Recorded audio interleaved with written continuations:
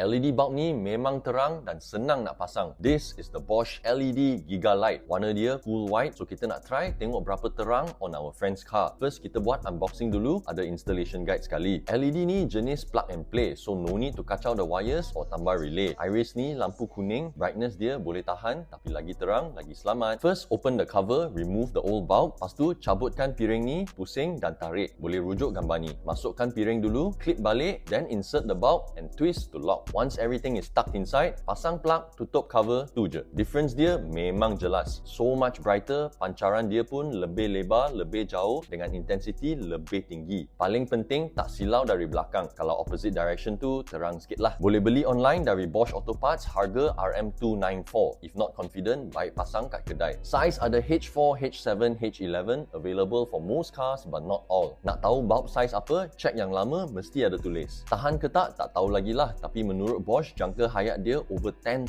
hours. Bosch kata LED ni 80% more efficient than halogen bulb. Boleh kurangkan beban bateri kereta. Yang dah try, what's your experience?